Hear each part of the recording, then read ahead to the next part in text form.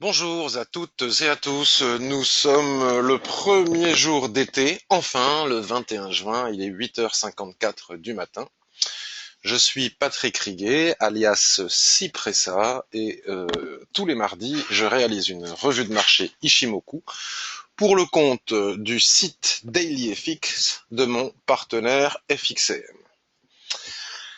Donc aujourd'hui, peut-être et cette semaine plus que jamais, je vous invite à lire avec attention l'avertissement que vous avez ici sous les yeux, dans sa globalité et jusqu'à la fin.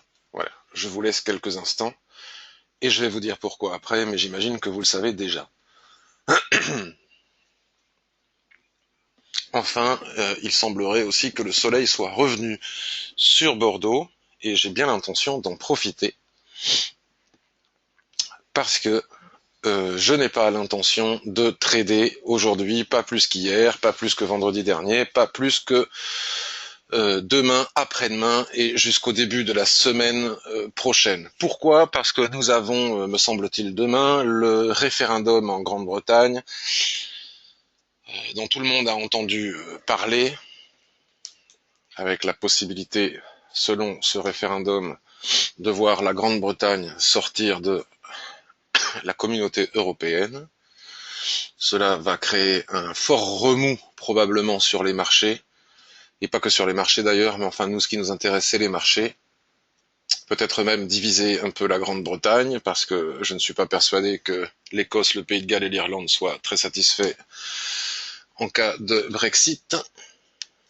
Voilà. Donc, selon moi, il est extrêmement imprudent, dangereux, peu pertinent, pour ne pas dire bébête, de trader dans les jours qui viennent, en tout cas demain, voire même aujourd'hui, parce que comme vous avez pu le constater, on va aller regarder le DAX. Voilà. Nous avons ici, si je ne me trompe pas, 9715, 9900. Nous avons eu un gap à l'ouverture lundi. Nous avons eu un gap de 200 points. Tout simplement parce que, suite au crime extrêmement malheureux et dramatique de la députée pro-européenne en Angleterre, les sondages se sont très légèrement inversés, qui donnaient en fin de semaine dernière l'avantage au Brexit, se sont très légèrement inversés euh, en faveur du maintien de la Grande-Bretagne dans la communauté européenne. Donc cela, il suffit d'un simple sondage comme ça lié à un drame absolument affreux, politique, un crime politique, pour à tout simplement avoir un gap de 200 points. Donc imaginez ce que ça risque d'être à la sortie des urnes. Et le lendemain, c'est pas des gaps de 200 pips qu'on peut avoir, c'est peut-être bien plus. Hein. Souvenons-nous de l'euro CHF, bien que ça n'ait absolument rien à voir, il peut y avoir des mouvements extrêmement violents.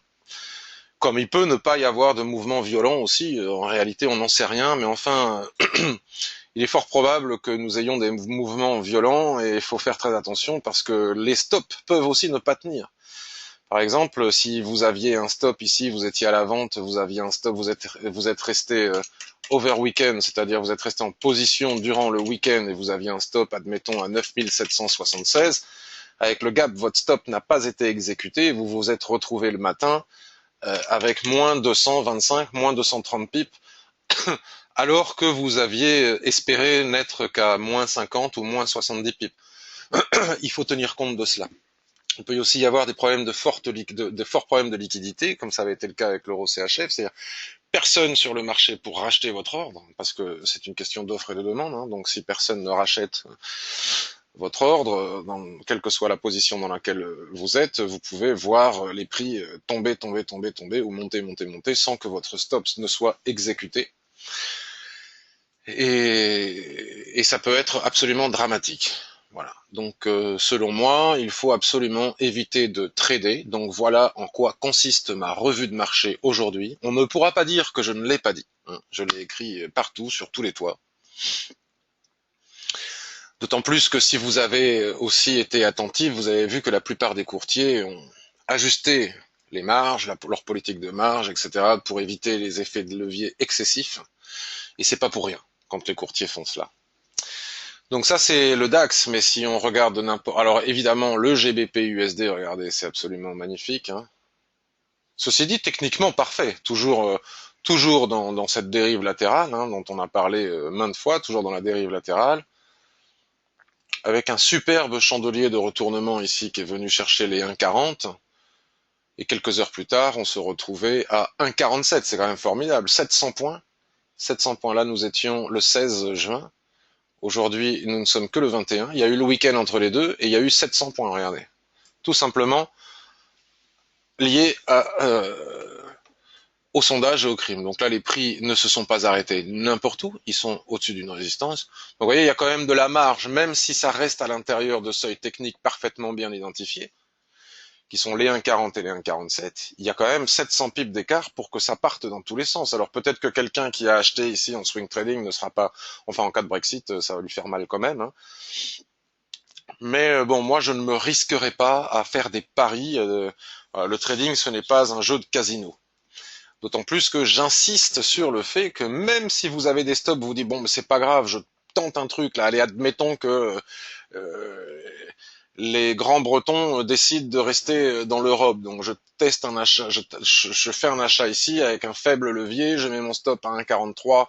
Dans le pire des cas, bon, je perds 500 pips avec un très faible levier, c'est pas dramatique. Sauf que en réalité, si vous n'avez pas d'expérience dans le trading, vous ne savez pas que votre stop, j'insiste, peut ne pas être exécuté.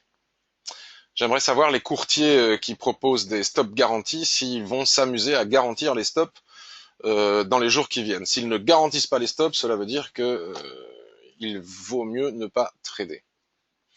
Si on regarde l'euro USD, puisque vous savez que je fais la quotidienne euro USD chaque jour, hein, j'ai fait mon dernier papier hier, voilà, rien de nouveau, hein, on est toujours à l'intérieur de cette dérive latérale. Donc les seuils techniques sont parfaitement respectés pour le moment, hein, malgré les forts mouvements intraday. Vous voyez, les prix sont venus taper la borne basse de la tendance haussière qui va du bas du range jusqu'en haut du range. Après avoir fait cette étoile filante, on est venu chercher la zone d'équilibre. Rappelez-vous, on a pris toute la descente ici en intraday. Et puis là, maintenant, on stagne ici. Donc, il y a une possibilité d'aller chercher, bien évidemment, les 1,1454. Donc là, techniquement, en intraday, vous voyez, si on casse ce seuil, la probabilité d'aller chercher les 1,14, voire les 1,15, les 1,1450, voire les 1,15 est très probable. Sauf que je ne le ferai pas. Parce que si vous regardez aussi le nuage, vous voyez, là, on est sur du weekly, il est extrêmement fin. Cela indique que il ne faut pas trader, que la volatilité est faible concernant les jours précédents, là, les semaines précédentes, et qu'elle risque d'augmenter violemment dans les heures, dans les jours qui viennent. Si on se met en H1, par exemple, sur l'euro USD, on constate quand même une certaine finesse du nuage. Vous voyez, une explosion haussière suite au sondage aussi, une augmentation de la volatilité représentée par l'augmentation de la taille, de la largeur du nuage, puis tout cela va venir se serrer. Et à la moindre rumeur, à la moindre chose, on peut avoir des mouvements violents. Donc même, je vois sur Internet des gens que je ne critique pas, hein, je respecte tout à fait leur choix, mais qui n'est pas le mien, qui font du scalping. Alors c'est pas très compliqué de faire du scalping ici, effectivement, c'est assez sympa. On a un range parfait avec des seuils qui sont parfaits à l'intérieur de ce range. Il y a de quoi scalper le DAX. Mais franchement, c'est extrêmement imprudent selon moi, dangereux, à réserver aux plus expérimentés et encore. Donc voilà pour ma revue de marché. Je vous souhaite une excellente semaine. C'est peut-être le moment pour relire des livres, les excellents livres de Steve Nissen sur les chandeliers japonais, pour relire la formation totale à l'Ishimoku, pour peut-être explorer tout mon blog que vous connaissez maintenant par cœur, tous les tutos qui sont dans le menu vertical du site, la grande quantité de ressources que nous avons sur le forum. Et puis profiter du soleil, de la fête de la musique, de la Coupe d'Europe de football ou tout simplement de ce qui nous fait plaisir et mettre le trading de côté en sachant qu'en temps normal, lorsque l'on fait de l'intraday, on ne trade pas tous les jours, lorsqu'on est un bon trader me semble-t-il, alors raison de plus quand il y a des événements géopolitiques comme celui que l'on attend jeudi. J'ai oublié de dire que, parce que ça passe presque inaperçu par rapport à l'importance du référendum en Grande-Bretagne britannique, qu'il y a aussi la Fed et la BCE aujourd'hui et demain. Voilà, excellente semaine à tous, excellente journée. On se retrouve la semaine prochaine. Je ne fais pas de quotidienne euro USD demain et après-demain non plus. Je ne saurais quoi écrire. Bye bye.